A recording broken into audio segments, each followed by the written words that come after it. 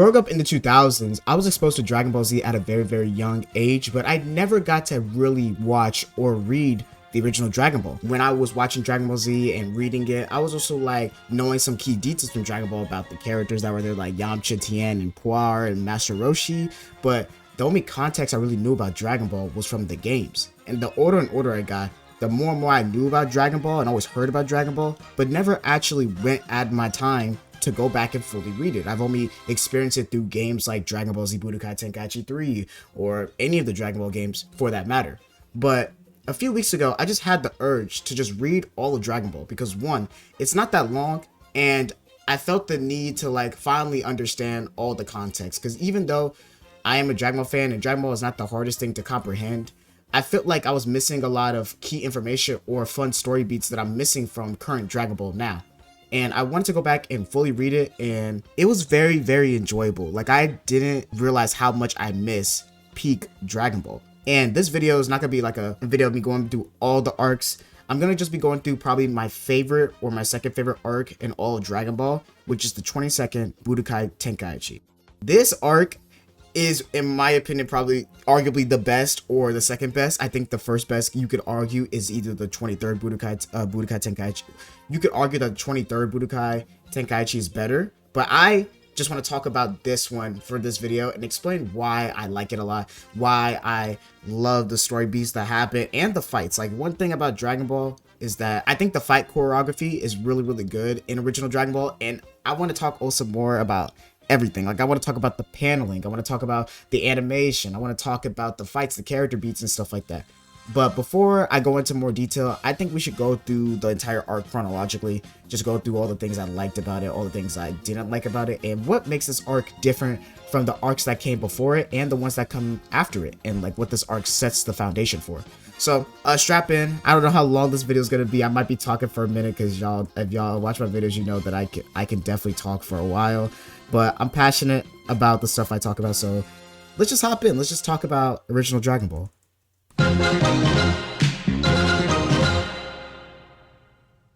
So the arc starts off after the Red Ribbon arc. So the last arc was the Red Ribbon Saga, which we just finished Goku just murking the absolute hell out of the Red Ribbon Army. And we start off with the whole gang back together. We got Launch, we got the Turtle, we got Krillin, we got Yamcha, we got Oolong, we got Bulma, we got Puar, and Master Roshi, and we're all there. They're basically all there at the 22nd Budokai Tenkaichi to compete. They told each other at the end of the Red Ribbon Saga that they were going to come back and then all have fun at the Tenkaichi tournament and to fight. And also for people like Goku, Krillin, and Yamcha to get another chance to win the tournament. When they get there, they're waiting for Goku to like get back from his training. At the end of the Red Ribbon Saga, Master Roshi sent Goku on his own individual training. And so they're all waiting on him to get there. And we end up meeting the Crane Master, Tien, and Chiaotzu. So this is the first time we meet all three of these characters. And throughout Dragon Ball before this, they talked about the Crane School with Mercenary Tao and stuff like that. But this is the first time we actually get to see like more students and learn more about the lore behind Master Roshi. Because we learn at the end of this arc into the next arc that Master Roshi and the Crane Master were basically underlings of their master, who was killed by Piccolo and stuff like that. And so I like in Dragon Ball when they have these story beats, like as someone that's watched Dragon Ball Z, I love going back to Dragon Ball and seeing these like building blocks set up. Like, for example, I love that like when I was watching Dragon Ball Z, I always wondered why Oolong and Puar can like transform into things. And then when I get to Dragon Ball, I thought it was gonna be like a super like hardcore explanation explaining why they can transform, but it just turns out that both of them just went to transforming school, like basically like duplication transforming school. And I thought that was really funny because it was just a simple way to explain why they both can transform. But I just love when Dragon Ball has stuff like that. They just have these characters that can do wacky stuff or do cool stuff, and they explain the lore somewhat, like telling them like, yo, this character is from this character is under the Crane Master, and then we learned the Crane Master and the Turtle School used to be like best friends, and then they're not, and stuff like that. So that's one key thing that I like seeing from this arc so far. But we finally cut to Goku getting there, literally dressed up like a caveman, like actually like getting to the tournament, telling everybody like hi, and telling them like, yo, I got very strong and stuff like that. And then we actually start to get into the actual tournament. We see Goku get his whole like gi back. We see Yamcha and Krillin get their all gis and stuff ready. And remind you, before this arc, Yamcha started to actually train with Master Roshi and stuff like that. That's actually cool that now we get to see Yamcha, who was basically like a criminal and basically like a brat in the first arc and being like basically a troublemaker. He's now starting to become more disciplined and actually wanting to like learn martial arts, and is really, really passionate about it, but also trying to just be there for his friends and not be like a criminal, which is one thing that Dragon Ball does, is that they like to take characters that are like in quotation marks bad people and turn them into like good people, like Yamcha, Piccolo, Tien in this arc.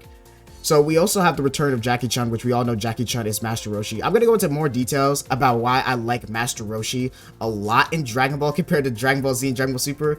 Like, when I haven't watched Dragon Ball or read Dragon Ball, I didn't understand. I was fine with Master Roshi, but I didn't understand him, because a lot of the time when they show Master Roshi, they show a lot of his in quotation marks humor, but Master Roshi in Dragon Ball has a lot of character. His lore and his like characteristics and his personality is really fleshed out, and I think he's a really, really good character in Dragon Ball, and a very, very interesting character.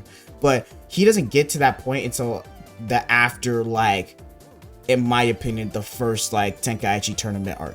Like during that arc, and then later on, I think Master Roshi is like arguably like a top 5 or maybe even top 3 best character in Dragon Ball. But I'm gonna talk more about Master Roshi, what I like about him, what I dislike about him, when we get to the Tien versus Jackie Chun fight. But just know that Jackie Chun is here. He's returning, which he was the last tournament's winner after beating Goku. So this is really, really nice to see. And as you know, in the tournaments, they have these basically like preliminaries where basically like all the fighters basically have to like fight each other out in a battle royale to make it into like basically like the top 8. And we get to see like the characters, like their new strengths and how they improved. And I love seeing that in Dragon Ball. I love seeing that in any shonen, to be honest. When I see a character that's like gone through like a training arc and then they come back and they're just different. Like they're just one-shotting people. They have different techniques. They have different clothes. I love seeing that in shonen because it just gives this like extra feel to it. Like if you're a Naruto fan, don't you love when you saw Naruto in part 1 and then you see Naruto Shippuden and then you see Naruto during the Pain arc and then Naruto the 4th grade Ninja War arc? Like you just love seeing the progression of a character through their face, their personality, their clothes, their moves and stuff like that. And I feel like Dragon Ball does that a lot. Like basically the beginning arc, and then there's a time skip to the the 21st Budokai Tenkaichi. There's a time skip to the Red Ribbon, then time skip to the next Tenkaichi Budokai, and then so on and so on.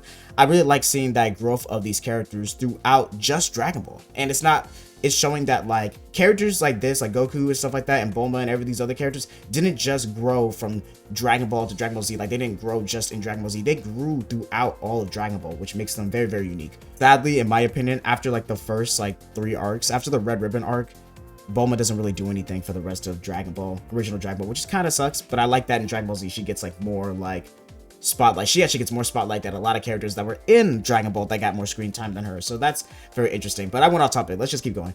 So we see that Krillin and basically Goku and Yamcha automate, like just beat everybody in the preliminaries that they go against. But they also get to finally talk to Tien. So Tien is basically like the dickhead of this arc. Like he's just a fun dickhead, a lovable, like ignorant person that's just strong, and he's just like, he basically just goes like to Krillin, Goku, and Yamcha just to talk shit. And he also got his little buddy Chiaotzu, and like they know that he's like basically a apprentice of the Crane Master.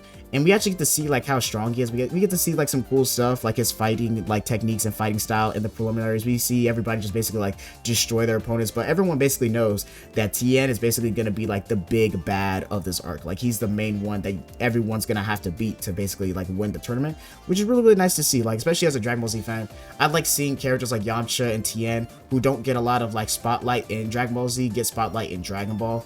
And it's just nice to see, and it's something that makes me love Dragon Ball a lot, that like these characters that I liked in Dragon Ball Z that I didn't get a lot of screen time, I actually get to see more screen time of them in Dragon Ball, and it just makes me happy. It makes me happy. So like I said, everybody gets out the preliminaries, and the first fight we get to see is actually Yamcha versus like Tien, and this is actually like a good fight. Like remember, this is Yamcha for Dragon Ball Z and him getting like shafted, basically like him being like the laughing stock. Like this is when Yamcha was actually like a competent fighter. He's really, really interesting and fun to watch, and you like seeing his growth because this guy went from, like I said, a brat into becoming like an actual turtle school fighter, and he actually gets to hold his own against Tien. Like he's actually like doing really good. And remind you, Tien is the big bad of this arc.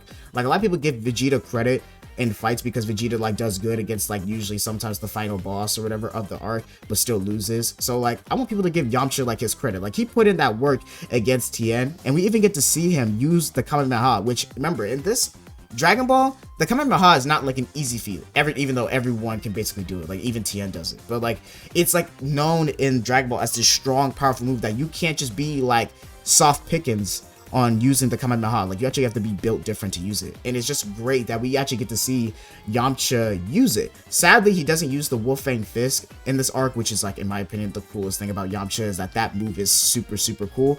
But we get to see like his growth of his character. And off topic, but like I said, the choreography in Dragon Ball is great. Like, a lot of these like pages are no more than like 4 panels long, 5 panels, even 3 panels. And it's just so good. Like, everything flows perfectly. Like, Akira Toriyama is really, really good at just drawing and having good paneling. And it's crazy to me how good the paneling is in Dragon Ball. And then you go to Dragon Ball Super, which is made by Toyotaro and stuff like that, but it still has help with like Akira Toriyama, and see how different the paneling is and like how much more I dislike it. Like, if you want to see me talk about paneling and my problems with paneling and a video like explaining what I think is good and bad paneling, let me know. But I just feel like Dragon Ball has some of the best paneling I've seen, like, and just great art. Like, when Yamcha does his Kamehameha, you see all the lines in his face emphasizing like how powerful or how much he's putting into this attack, and it's just really, really nice. I love the art. I just love the art in Dragon Ball. Like, Dragon Ball was made in the 1980s, and this stuff still looks good to this day, and even looks better than some manga today. I'm not gonna say which manga, but you know what I'm talking about. But we actually get to see Tien win this fight. Tien basically like shows like him and Yamcha, like it's competent, like it's a competent fight, but like Tien is just him. Like, Tien is just not gonna lose to like Yamcha and stuff like that, and actually like embarrasses him a little bit, because after he like punches, like after he like kicks him in his stomach, he actually like breaks his leg, which is kind of fucked up. And you see like some of like the kind of like fucked up tendencies that Tien has in this arc that he has to fix. But it's a cool fight. It's a really great fight. I love seeing Tien and Yamcha fight, and you also get to see like how much Yamcha has improved, but also get to see like how built different Tien is in this arc. And we also get to see like a funny thing, because remember in Dragon Ball, not a lot of people can fly. Flying is more like a Dragon Ball Z thing, but in Dragon Ball, we actually get to see like Tien and Chiaotzu flying, and even the characters talk about it. Like, you even see Goku and Krillin talk about how they're floating in mid-air, and basically they know the flying technique and stuff like that. And so this is the first time in Dragon Ball that we get to see like people like legit flying for long periods of time. And even like Goku doesn't really like learn how to fly until the final fight with Piccolo Jr. So that's very, very interesting to see. So we're gonna move on. So we see Jackie Chun fight against Wolfman, which is not really like a real fight. It's more like a gag fight. But we move on to like Krillin versus Chiaotzu. So this is the first time we see Chiaotzu, like I said, like alongside fighting Krillin. And this is like a really, really cool thing, because I like seeing like characters like Chiaotzu, because like he was like a character that we don't really see in like Dragon Ball Z like at all. He's basically like the ultimate of side characters. He's the side character of Tien, which is also a side character, so we barely get to see Chiaotzu, but I like seeing him. He has unique abilities where his like being able to like lift things up and control people and stuff like that. And we also get to see like this fight is like really, really interesting, because it's not like it's just a fight of just like attrition, like they're just like destroying and just bodying each other. It's more like a gag fight, because we also get to see them like we get to see Krillin and Chiaotzu basically like fuck around, and we also get to see that like Chiaotzu basically loses because he can't do math. It's a dumb fight. It's a really, really dumb fight. But I like seeing the gag in Dragon Ball, like seeing that like there's a scene where like Krillin like is like basically getting held down by Chiaotzu, and he's telling Chiaotzu like, I bet you can't do math, and tells him what's 3 + 4, and then Chiaotzu has to like basically count the 3 + 4 in his fingers, which stops like his control of Krillin, so Krillin punches him, and then like Chiaotzu like has to like tee back up and basically like freeze him again so that he doesn't like lose. It was a funny fight, because not only did that happen, but he fell for it again and gets like hit like and loses the fight because of it. And I thought that was very, very funny. I do wish they kind of went into more detail with Chiaotzu, because like they don't really talk as much about like why Tien has such a deep connection to Chiaotzu. I guess it's just because they're both like apprentices of the Crane School, and he like looks over Chiaotzu like basically like his ultimate friend and stuff like that. So like, unless I missed something, let me know down in the comment section down below if there's even more details to why Tien and Chiaotzu are just the best of friends. But that was cool to see. We also see like another fight, which is just another filler fight, where it's basically Goku versus Ponput. I hope I sang that right. And basically like he one-shots him, and it just shows how much better Goku has gotten. But let's get into one of the bigger fights. We have Jackie Chun versus Tien, so Master Roshi versus Tien. So let me talk about Master Roshi a bit before I get into this fight. So like I said earlier, Master Roshi is a character that I believe you could argue is arguably a top 3, top 5 character in Dragon Ball. He's very, very entertaining. He has a lot of charisma. He's he's the apprentice of Goku and Krillin, and they actually make him very cool. Even from the first arc that we see him, whenever he like uses the Kamehameha for the first time, he is a very, very interesting and captivating character, and like we actually get to hear him monologue a lot. We actually get to hear his thoughts on Goku and Krillin, how proud he is of them, but also like how much he worries about them and wants them to be like on the right path, and goes out of his way to put them on the right path. Like he said, the whole reason he decided to pick up the Jackie Chun identity and go into the tournament is because he didn't want Goku and Krillin to win the tournament and then let the power go to their heads, thinking that they don't have to train. And this actually like helps Goku a lot later on, and explains why Goku never stops training, because he always believes that there's always going to be someone stronger out there, which is what he was taught by Master Roshi, and constantly just trains and trains and trains so that like he can get better and better and doesn't just stagnate. And I like that a lot from Master Roshi. I like seeing that from his character. It's very interesting. The one thing I don't like from Master Roshi is, like I said, the pervert humor, like P-word stuff. Like it's really not funny, and it's mostly in the beginning of Dragon Ball. After the first tournament, during the first tournament, you don't really get to see that at all anymore, which is really, really great, because you actually get to see more of his character, and he's not just the joke pervert old like character master, stuff like that. Like we actually get to see that this is the old master that is not like easy pickings. Like he is him, and like he actually has like really captivating, and he's actually like a really like, he's a good character. He's a good character, even though like I just don't like the pervert jokes. I just don't like that stuff. It's not funny. It's not entertaining and stuff like that. And it kind of drags down Master Roshi, especially the first few arcs that he's in.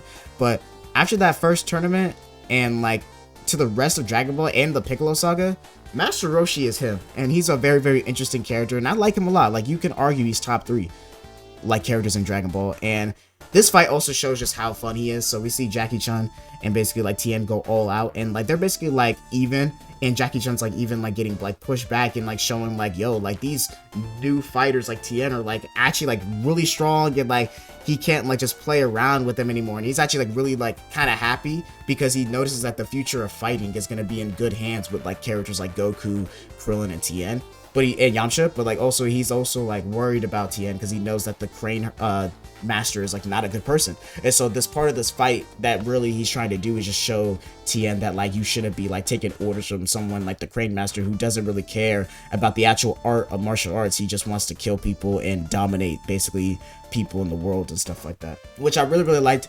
And it shows that like Master Roshi's whole goal in Dragon Ball is to just make characters stronger and make them better than who they were yesterday, which I really, really like. So we're gonna keep on going. So the fight is actually really close, and we actually get to see a mainstay technique that everyone admits is Tien's. Like Tien has a lot of moves that everyone uses, and this is one of them, which is the solar flare, or the Taioken. It's one of the most well-known moves, and we all know that Tien uses it, Krillin uses it, I think Master Roshi's used it before, Goku uses it. It's definitely one of the most iconic moves, and Tien's got really some of the most iconic moves ever in Dragon Ball, in my opinion.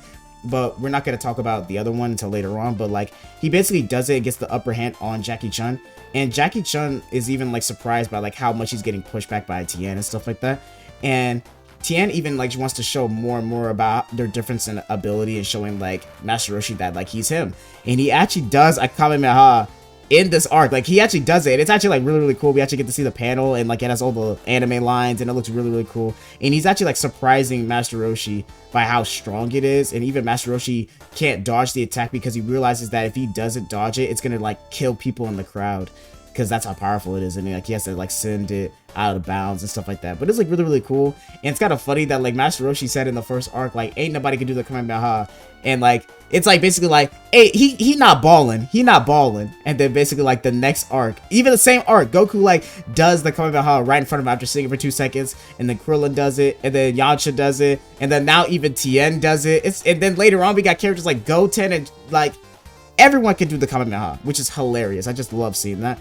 But at the end of the fight, Jackie Chun decides to actually like forfeit the fight, and talks to Tien outside the match, telling him like, yo, like you're a good person, you just need to like stop listening to the Crane Master. Like he's not a good person, he doesn't have the same like morality as you, which I think is like really, really fun, and like actually like puts a lot of doubt into Tien's mind, and actually changes like how he thinks, and like to realize like, yo, is the Crane Master actually not a good person? Does he actually not care about the art of like martial arts really? And so we cut to Goku versus Krillin, which is actually the next fight.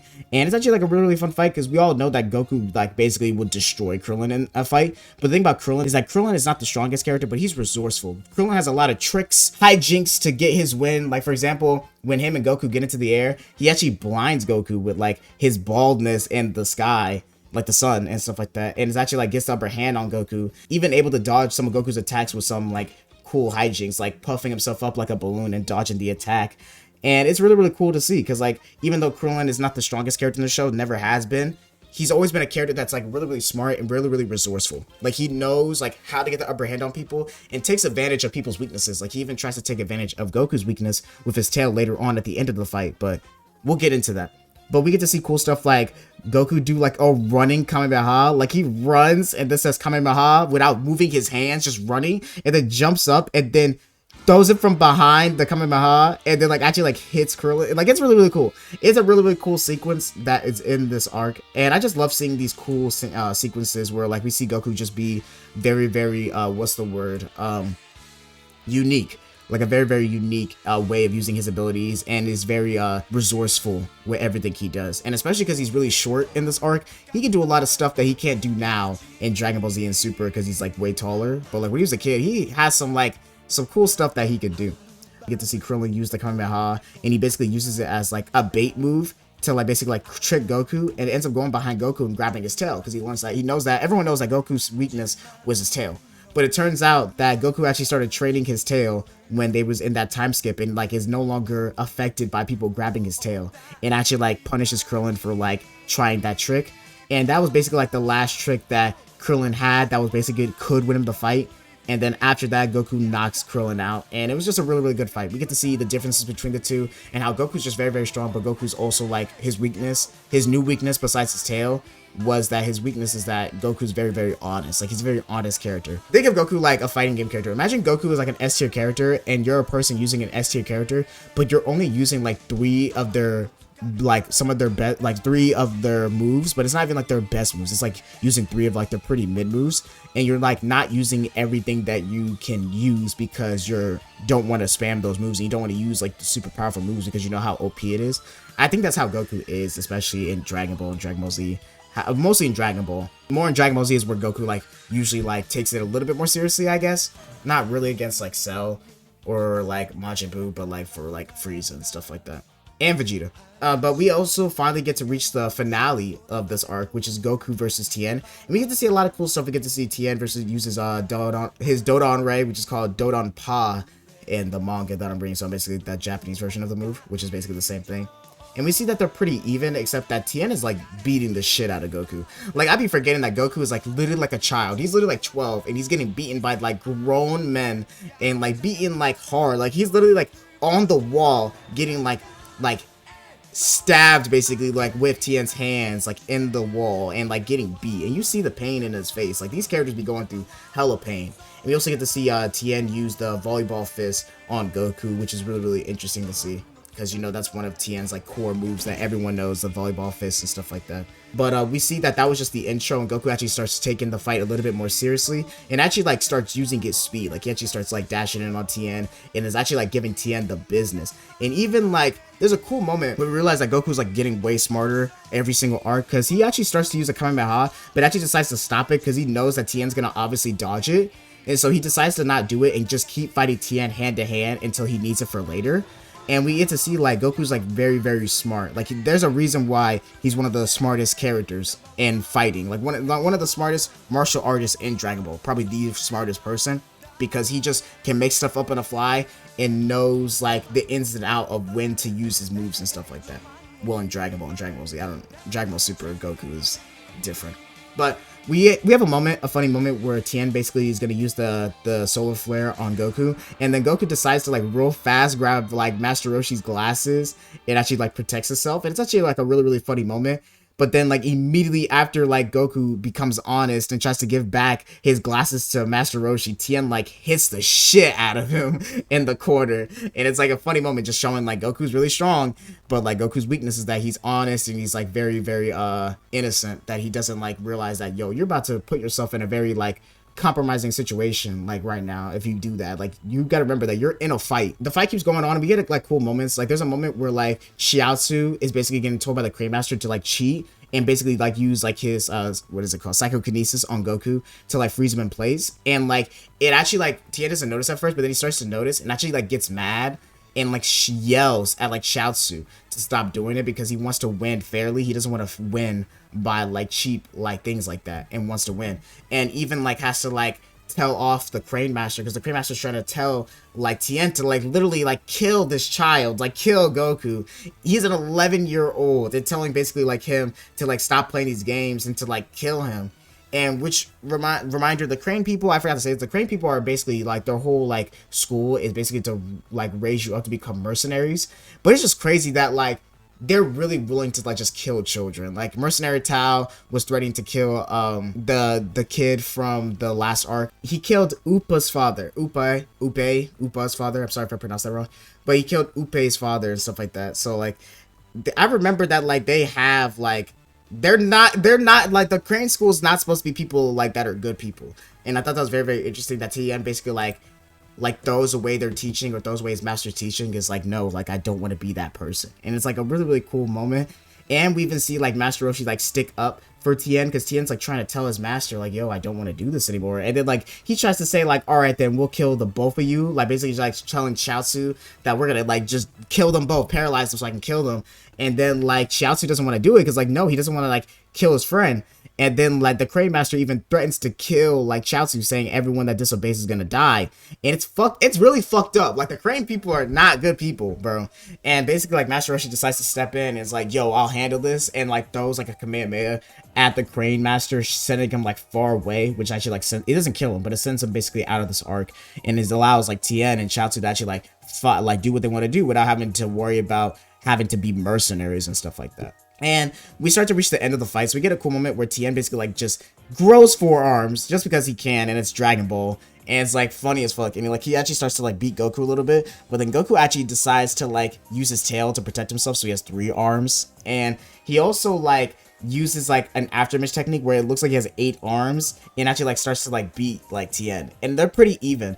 And Tien decides like, yo, like I need to end this fight, and telling Goku like, yo, I'm about to do a technique that if you don't dodge it, you will die. I'm gonna aim for the arena. So basically like his plan is to kill, like destroy the arena so that like they can fight in the air, and basically like he can fly and Goku can't. So like that's gonna be the end of the fight. And he does one of the most iconic moves in Dragon Ball, which is the Tri-Beam or the Kikoho. And it's one of the coolest moves. One of the coolest moves in my opinion. One of my favorite moments in all of Dragon Ball, Dragon Ball Z, Dragon Ball Super is still when Tien did the Neo Tri-Beam on Cell, on Second Form Cell. That's still one of the coolest moments in all of Dragon Ball to me. So seeing the Kikoho for the first time is like really, really cool. And like I said earlier, I love both the English and Japanese versions of these moves, like Taioken and then the Kikoho. Like Tien's got some cool moves, like that just sounds cool. Like, and Tri-Beam, like Tri-Beam sounds cool as hell. It's basic, but it sounds cool. But Kikoho, that sounds fire, bro. It's super, super fire. But we get this cool panel where like basically it shows like the whole arena being destroyed, and it's cool. And like you see Goku's nowhere there, of course, and it turns out Goku jumped like super, super high, like really, really fast to get out of the way of the Kikoho, because like Tien said, if he did not dodge that, he was gonna die.